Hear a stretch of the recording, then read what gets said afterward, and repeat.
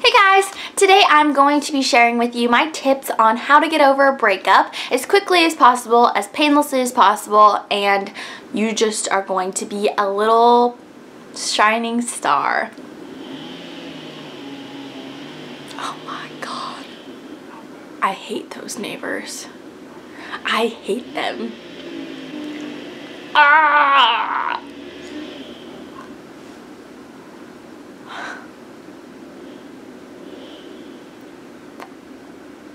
Okay, so there might be a little person mowing, a little nice neighbor, and his dog always decides to bark. So that might be going on during my video. That is so great. Thank you. Thank you. If you're watching this video, I'm assuming that you either just got broken up with, or you just broke up with someone else, or maybe your friend did and you're trying to help her out by sending her these videos. I've done that before. So I wanted to make this video because a friend of mine at work recently is going through a breakup and it's really hard for her, and I decided to make this just because I think that, you know, I went through it and a lot of people don't have someone that they can talk to about things like this. They don't have someone who, you know, I don't know, whatever. I'm not judging. One of the biggest tips that I have for people who are going through a breakup is to move on as fast as possible and don't look back. For me, it took about 6 to 8 months to get over the person who broke up with me, and if I could rewind time and go back, I would only let myself be sad for like a month's tops. So the first week is probably the hardest, the first and the second week. Maybe the second week is even a little bit harder because you're thinking, why am I not over this yet?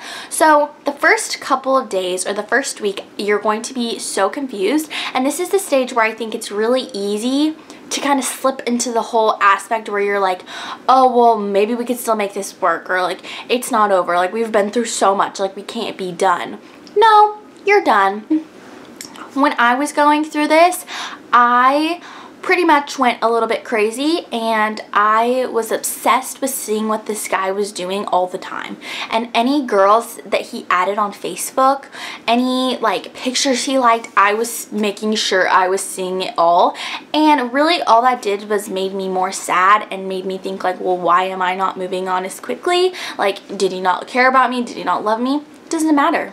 You're going to be obsessed with constantly checking everything he's doing all the time. And even if there's not anything there, you're going to be more upset because you're like, what is he doing? Why is he having so much fun? He's probably on a bunch of dates, so he's not on his phone. Try your best to just, like, pretend he died or something. Pretend that he's not, pretend he's in a different country, pretend he went somewhere and he doesn't have his phone. So the easiest way for you to do that is to also do it for yourself. And it's also like a mini vacation. You're not going to be seeing what everyone's doing, and that's okay. Social media these days really kind of controls how people think, and it controls like too many things. So instead of deleting your Instagram, deleting your Twitter, deleting your Facebook, just delete the apps. Make sure you know your password and your username, obviously, so you don't like lose your Instagram. When you're ready, re-download the app, log in, everything will still be there, but you won't be tempted to constantly look. Another thing is don't text them, don't call them if it's the middle of the night and you have a flat tire and you're crying on the side of the road and it's raining and you don't have an umbrella. Don't call them. If they call you, if they text you, one thing I really learned that I wish I could be better at was, you want what you can't have, and that's totally true. Him not wanting you makes you want him more, and I know that. So if you could try your best, don't reply right away. The iPhone has a really, really easy way you can block someone's number, and I could never bring myself to block it. I did for a little bit, but I could never bring myself to block it because I was thinking like, oh my god, what if he wants me back? What if, no, just block it, and then you won't have to worry about that. If you're wondering, if I'm not on social media, what am I going to be doing with my life? Because social media is my life. If you're that girl, do things for you.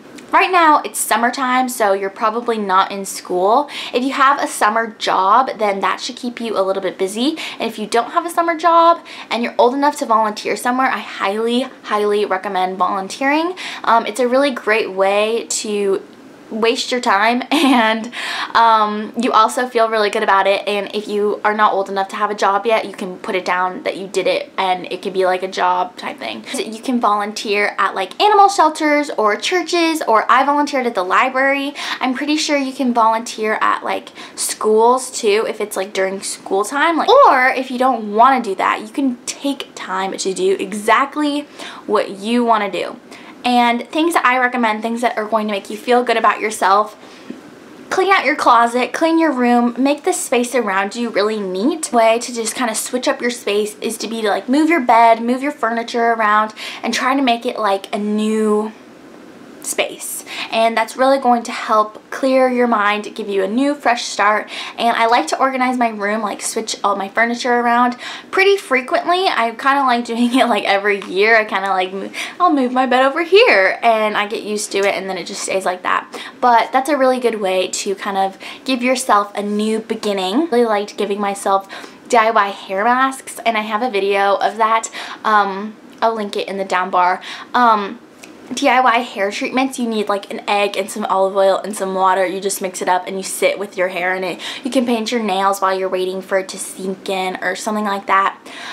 Another thing is, I've found when you look sad, you feel sadder or more sad. So to make sure you're feeling your best, make sure you're looking your best. So even when there's days where you don't feel like putting on clothes and you just want to be slobby, if you don't do that, you're going to feel like a slob. If you don't wear makeup and you put your hair in a bun and you wear sweatpants to school, you're going to feel how you look. You're going to feel like a slob. So if you wear makeup, if you do your hair, if you try with your outfit and wear real clothes, that makes you feel so much better. If you're not happy, fake a smile and it will work. It will end up working. If you don't feel like smiling, smile anyways. It works. It makes you happy. I don't know what it does. It's like sends like messages to your cheeks like, be happy. And then it makes you happy. I swear it does. I think is really going to help you is by exercising and eating right. Because when you exercise and you eat right, you automatically are going to be feeling better. So maybe consuming that entire jar of fish food while watching Pretty Little Liars on Tuesday night is not the best idea. If you wanted to, maybe you could join a gym. I go to the gym. I love it. Plus, if you have a membership, you pay for it. So you pay for it, but it's free because you already paid for it. So go to the gym. Do something that's going to make you feel good. Those are pretty much all the tips that I have. If you want anything else, if you guys have any questions, or if you need someone to talk to, you can follow me and tweet me and all that stuff. I hope you guys enjoyed this video, and I'll see you in my next one. Bye. So I really like combining the two of them. But if they have your perfect shade, then you don't need to. Just